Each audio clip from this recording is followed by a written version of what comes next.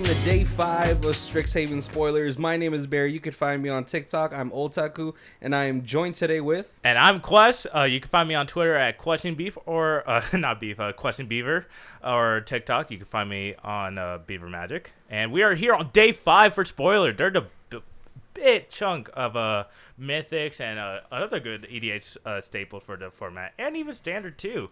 Let's dive right in with the first one. Crinkle with Power, XXX 2 red, a sorcery speed mythic. Crinkle with Power, deal 5 times X damage to each of 2 X targets.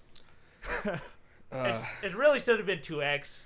That's like really asking a lot, let me tell you. But it does deal 5 times more damage. Yeah, I know, but really, if you're playing mono red, that's really hard. It's really hard to get into triple X. Yeah, but if you're playing green red or something like that, you have Unbound Flourishing will definitely double your X, which is definitely something really busted, because I feel like you can one-shot someone if you put, like, I think 2 or, like, 6 mana into it, and you're like, cool, deal, I think it's like 6 times 2 will be 12, so 12 times 5.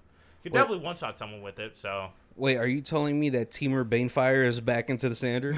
No, not Teamer Banefire, for EDH, or even, like, Modern. Like, it seems like a little spiced to me.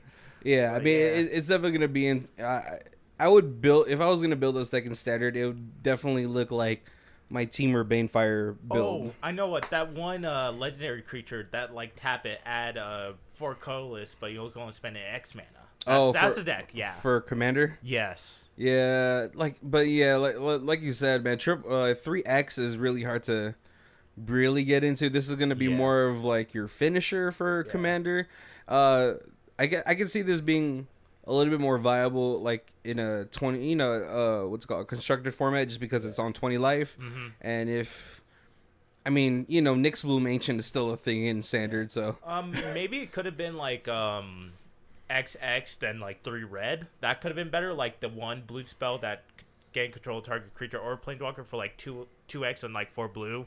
Oh yeah, like mass manipulation. Yeah, mass manipulation. It could have been like that, but we'll see how this card does. Yeah, we'll see. We also have a Mascot Exhibition, 7 colorless sorcery lesson.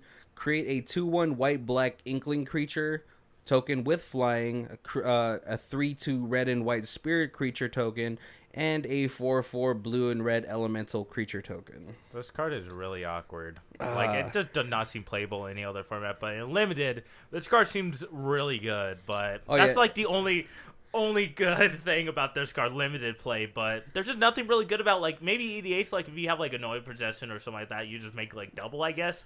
But like, what the payoff you get? You get like 3 creatures that are tokens. But like, I don't know. Yeah, like this seems like one of those feel bad mythic pulls. Yes. When you open your draft booster, your mystical your collector booster boxes. I would not feel really happy about this card being one of my mythic pulls.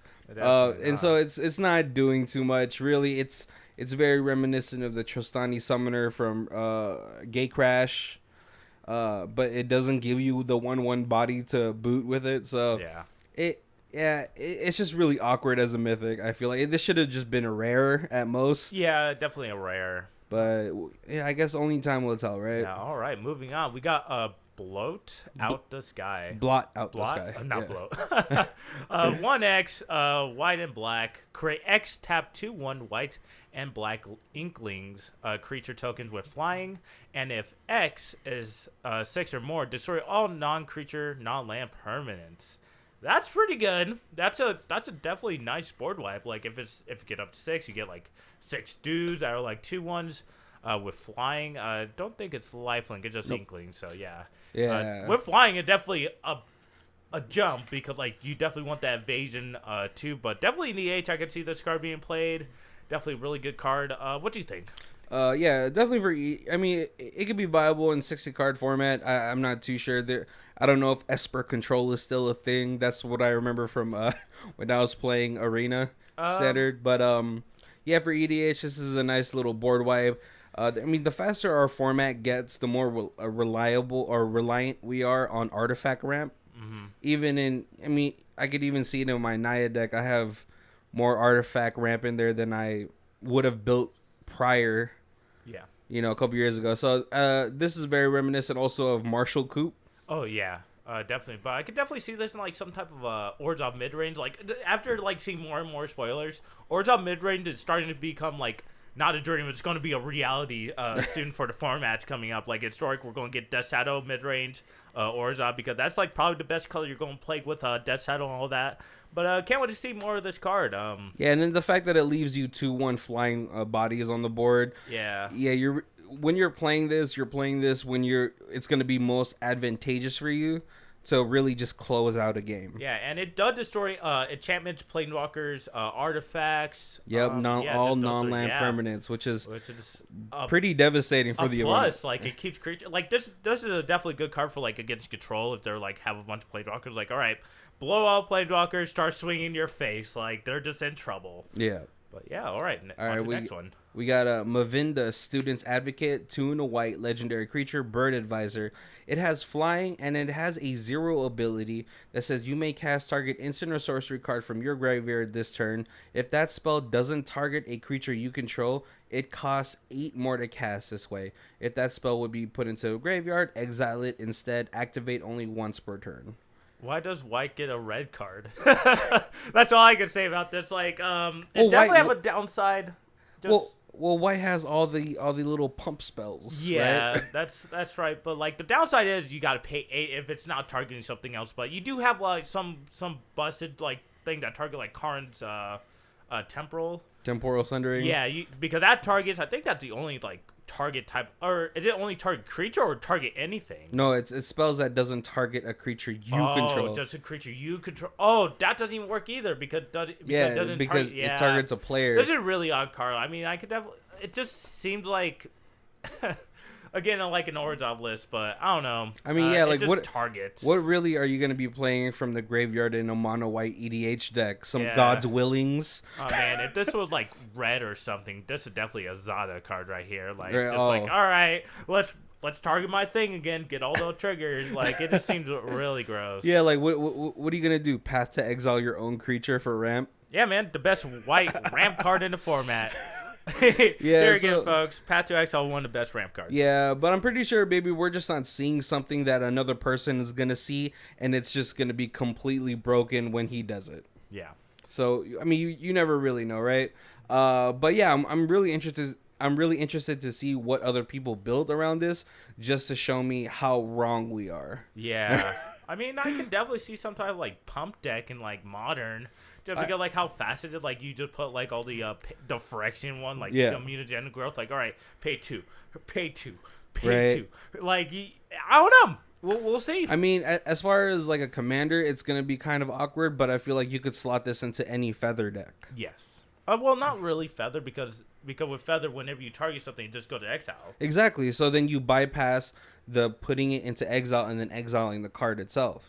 Oh, right. Yeah. Okay, yeah. So I think this could be a nice little lieutenant for Feather. Yeah. Just in case, right? Yeah. Just so when those cards do go into the graveyard, he fetches them out for you. Then you put it into exile. Then it bypasses the exile itself, whatever. Yeah. You know what I'm saying? Yep. All right. Let's get on to the next mythic. All right. Next one is we got a new Planeswalker, Luca, but it is a face double card. All right, the first side is Mila, Crafty Companion for 2 white and 1 colorless, and it's a legendary creature, Fox. Whenever an opponent attacks one or more Planeswalker you control, put a loyalty counter on each Planeswalker you control, and whenever a permanent you control becomes the target of a spell or ability, opponent control, you may draw a card, and it's 2/3. And the other side is Luca, Wayward Bonder, 2 red. 4 colorless, a legendary planeswalker, Luca, and +1. So the loyalty ability at +5 and +1 is you may discard a card. If you do draw a card, if a creature card would discard it this way, draw 2 instead. And then -2 is return target creature card from your graveyard to the battlefield. It gains haste. Exile it at the beginning of your upkeep.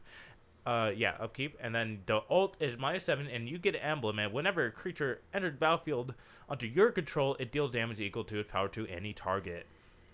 That is definitely Terra Peak's ability for the ult, and I really do like the white side. The white side's actually really good for like Super Friends. Like they just get bigger so they don't die to like a actually like lethal rate, and then they just get another +1, and they're like just take 7. Now they're at 1, or like it just seemed really good. Yeah, it feels like one of those little white enchantments that says prevent all but 1 damage. Yeah. So it kind of saves you. So I mean, will this be viable for Super Friends Boros? I don't know. Not really, not Boros. I mean, I could definitely see this in Naya. Not like a Super Friends type of list, but like the Lucas side will definitely be great in Naya. If you have like a Ulamog or like something gross. Oh yeah. Oh man, like Blightsteel Colossus or something stupid like that. Just one shot someone there. Yeah, and then before the next. Oh, and then you get to keep it until the next upkeep. Yeah. Oh yeah, I misread that because usually those kind of effects exile it at the next end step, right? Yeah. So yeah, that could totally be abused. You could just greater good a worm coil engine or something like that, and you could flicker it too, and it will just stay on the battlefield. Oh yeah, that's like there was already an issue with Luca when Agent of Treachery was still okay in the 60 card format, and they're like, oh well, we have to do something. And I miss that deck, but yeah, you could have this as a commander too, which is actually awesome. Now they're like doing like Planeswalker Den creatures for commander with Tybalt we've seen. Now we got another one. Awesome. Yeah, we got Boros colors. This will be a pretty cool commander too. Yeah. So I mean, we'll see, but I mean, I'm not a huge fan of Boros, but he kind of makes me want to build it just because it's doing things that Boros shouldn't be doing, like recursion from the graveyard. Yeah. Drawing cards. Oh man, but it almost feels like a creature version of Duretti. You know, when you're binning creatures and then bringing them back with the -2. Yeah, that is definitely just a Duretti for creatures. Yeah, and then you have a emblem with a Terror of the Peaks emblem, which is, man, that gets terrifying. It's definitely scary. Especially in Naya with all the like Avenger of Zendikar. Well, not the Avenger of Zendikar, but I have seen a Terror of Peaks just one shot someone, and it's like, wow. It's dope. Yeah. All right, let's get to the last mythic right here. We have is 3 green, 3 blue, Body of Research. It is a sorcery. Create a 0/0 blue and green fractal creature token. Put X +1/+1 counters where it is the number of cards in your library. Can you imagine with this doubling season? Just they would just be like 80/80s. So wait, are you telling me that if I have a Luca emblem and I bring this down, that I'm just killing people? Yeah, if you even have Terror of Peaks, you just one-shot someone, which is kind of funny. Like, this card could be definitely abused. Like, you could, like, just have, like, Terror of Peaks out, right, cool, sack and kill another player. Like, it just seemed kind of cool. Oh, right, or, like, you Terror the Peak somebody out of the game, and then you Alter Dementia somebody else out of the game. Oh, man, that's gross. I forgot about Alter Dementia. Yeah. Yeah, this card seems fun. Like, even in Standard, because, like, you have Thud and, like, the other flip land that does the same thing. Oh, yeah, that throws a creature at somebody. It just seemed funny, but, like, at the same time, Claim the Firstborn is still in Standard. And, like, if someone does that, and, like, cool, I like a 40/40 kill you. But, yeah. Yeah, this is definitely one of those cards it's going to be goofy for people, but, man, if it gets off, it gets off, and you're really just stuck facing a possible 30/30 creature or whatever it's gonna be. It's there was a combo I just thought of, like, if you have like Laboratory Maniac and like Greater Good, you just play it, sack it, draw your whole deck, and win. Oh, or what's it called, on the stack of what's it called, like Thassa's Oracle, you sack it. Yeah. A Greater Good yourself. Or like, oh look, I don't have any spells or cards in my graveyard. Yeah. Oh man. All right, Quest. Let's get to your top 3 cards. All right, guys. Guess what just happened? White got draws, kind of. All right. First one is a secret rendezvous. All right. And it's a 2 white, 1 colorless. You and target opponent each draw 3 cards. I guess this is all white can ask for, I guess. Like, it's definitely a political card. Like, all right, do you want to draw 3? Do you want to such a recall right now? All right. Or you just feel bad because you're paying into it and your opponent does it that you choose. Yeah, I mean, like, it's not so good when it's a 1v1. type of situation. But for Commander, it's a great politic card, right? Oh yeah, it definitely is. And plus, like when a color is doing something outside of its color pie, there's always going to be downsides. Yeah, it's definitely it. But hey, we got some draw for white. Right? That's all I can ask for. All right, you guys can't complain anymore. Yeah, all right. The next card is exponential growth. 2x, 2 green. Until the end of turn, target double the target creature power X times. That card is pretty strong. I'm not gonna lie. If you have 6 mana, you're basically just killing someone out of the game. Oh yeah, someone's gonna get commander damaged out, even in standard. Oh yeah, that too. Like standard historic, like this card is really gross. Like I can't wait to play this like Gargos, because Gargos is 8/7, and then whenever you target it, it gets to fight another creature.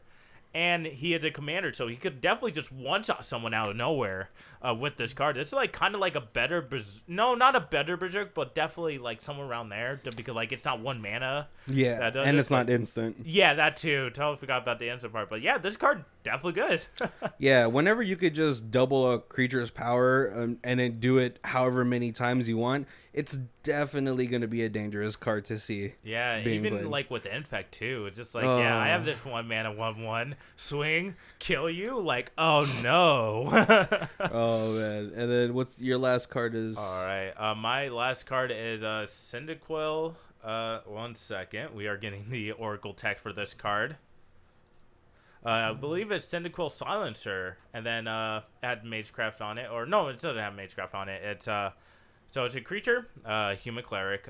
It's a 3/2, and as Silver Quill Silencer, enter battlefield, name a non-land card.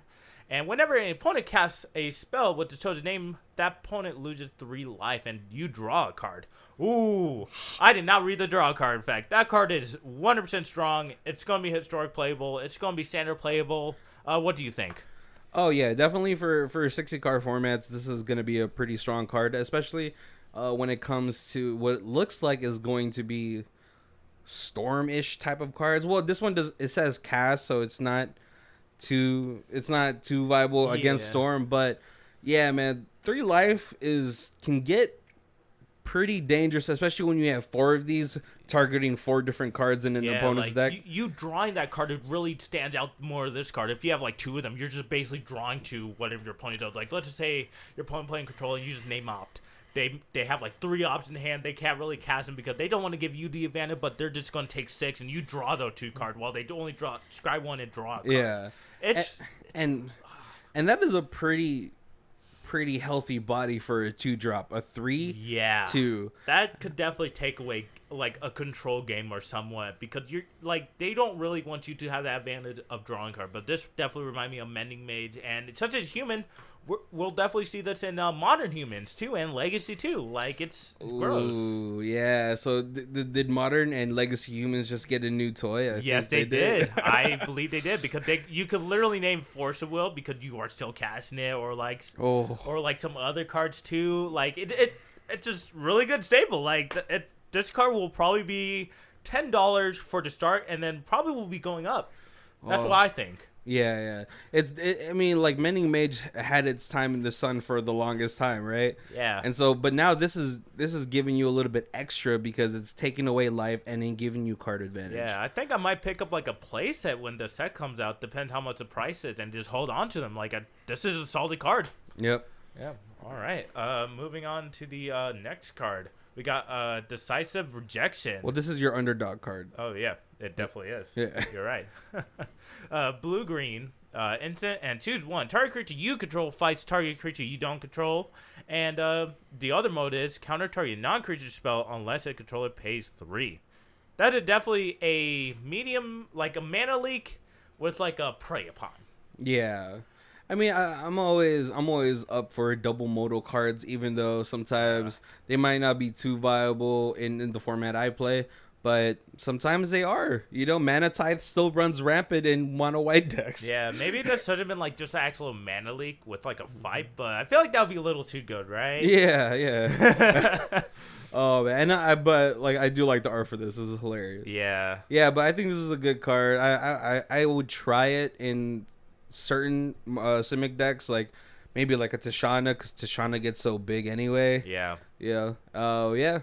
Let's get to my top 3 cards.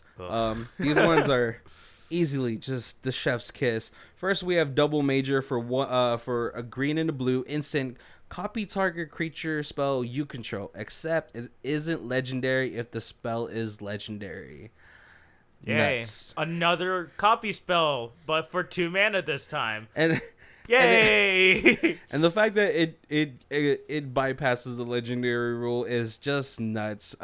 I mean, who was like, hey, let's do this, and it'll be totally chill. Yeah, man, let's just put that one artifact on like a spell. The mirror or something. Mirror gallery. Yeah, mirror gallery. No, let's just put mirror gallery on these type of cards, Who cares? Yeah, I mean, like, like Simic needed, hey, let me have 2 Tatiovas or 2 Aces or 2 Komas, 2 Tashanas. It's going... And the fact that it's instant is like... Oh, my God. Even Narset... No, it can't be played in Narset. Thank goodness. It cannot be played in Narset. But, I mean, there is just so many good creatures that you could just make an instant spell copy. What were they thinking making this a 2-drop? Not like Crackling Counterpart, where it was a 3-drop at least. Yeah. And it doesn't remove the legendary rule.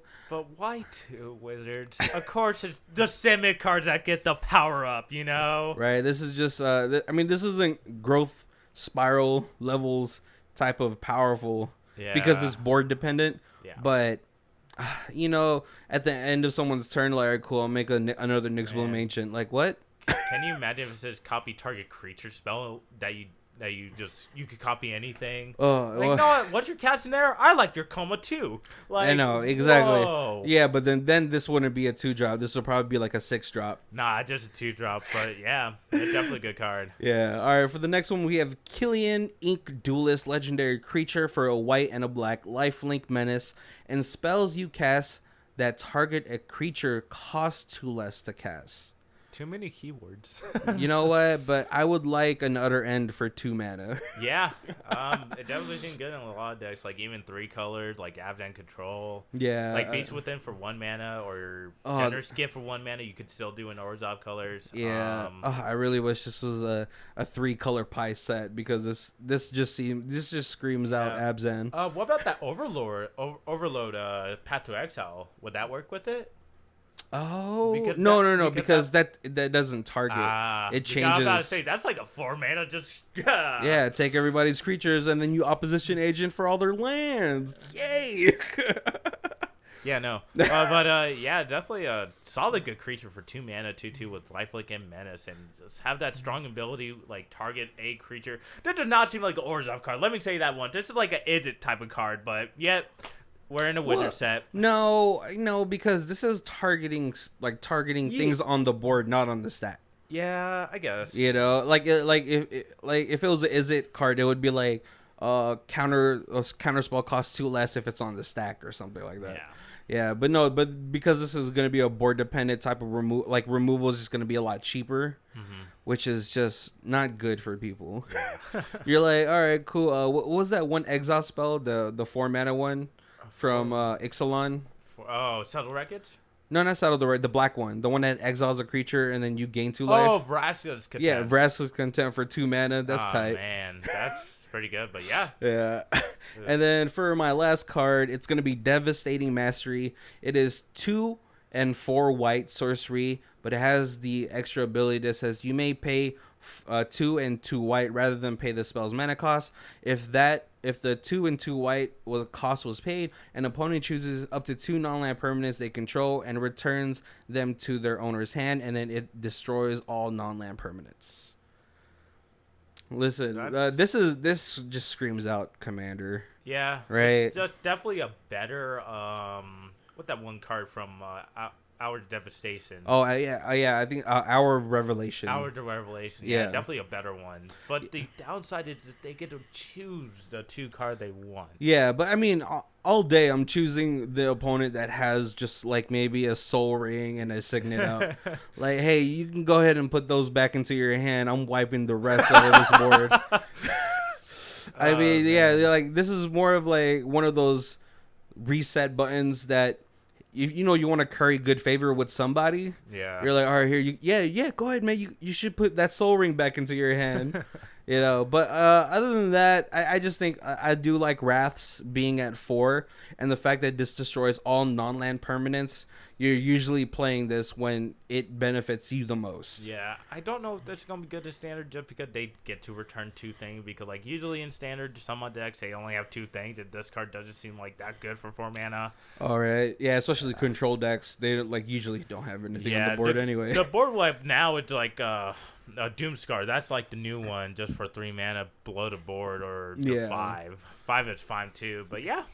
It's definitely a fair board wipe. Yeah, and then for my underdog card for the day is Pilgrim of the Ages. When Pilgrim of the Ages enters the battlefield, you may search your library for a basic Plains card, reveal it, put it into your hand, then shuffle. And then you could pay 6, return Pilgrim of the Ages from your graveyard to your hand. I like the recursion too. For 6, it's kind of a little high, but it's all right. Yeah, but I mean, like I said before, any color that's doing something out of their color pie, it's gonna be aggressively costed. Yes, it definitely will be. If you're like getting like land draws, you could definitely thin out your deck, and it's a good blocker too. Just a chump blocker.